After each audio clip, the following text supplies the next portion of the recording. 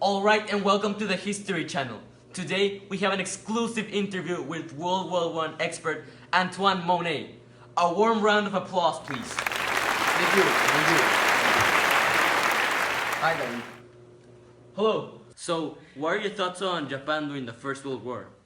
Well, Japan during the First World War didn't do anything major or that would actually be worth mentioning. The main reason why they joined the World War I was to increase their land. That's one of the reasons they joined World War II.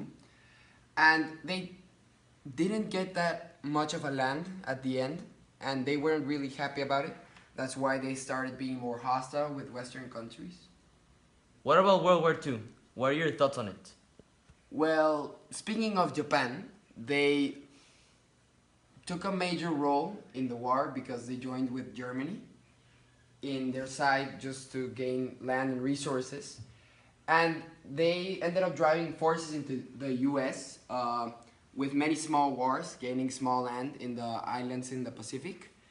And the empire grew so large, even Germany was defeated.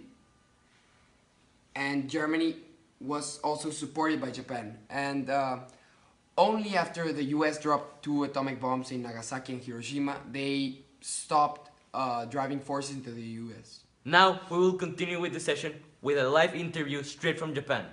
Over there, Alonso. Thank you, David. And I would like to welcome a former Japanese veteran that participated in the Cold War. So, Pyongyang. Call me Pyong. Pyong, what did you think about the alliance between your country and the Soviet Union?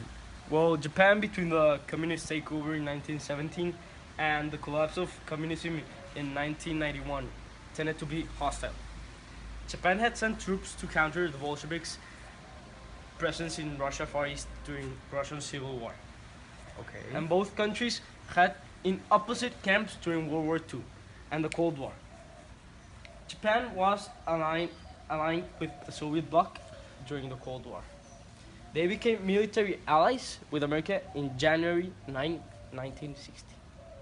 Thank you, Pyong, and thank you for everything you have done. Hello, David. But before we initialize this interview formally, I want to give to you this dagger. Thank you. This dagger symbolizes peace and unity in my people. I really appreciate it. Thank you. You are very much welcome. So, what was your question, David? So, what are the economics of Japan during the Cold War? So, Japan was allies with America because of military preference. This was also so they could ensure peace in West Asia. America wasn't the economic king that it is right now.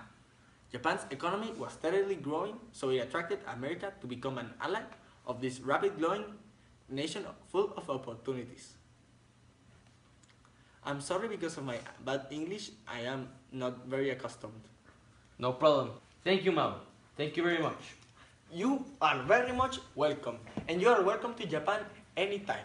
Thank you. And that concludes this showing of History Channel's special on Japan. Alright, I lied. Before we end this program, our producers have given us the opportunity to have one final live on the internet interview with a Japanese special expert on human rights. Here he is. Hello. I am the Japanese Minister of Human Rights, and I'm going to talk about the human rights here in Japan after World War II. So, after World War II, the Japanese took on a more civilized attitude towards the citizens and the quality of life. When the Universal Declaration of Human Rights was drawn by the UN in 1948, we fully accepted all the points and even offered to help the UN complete points in such as women's and child's rights.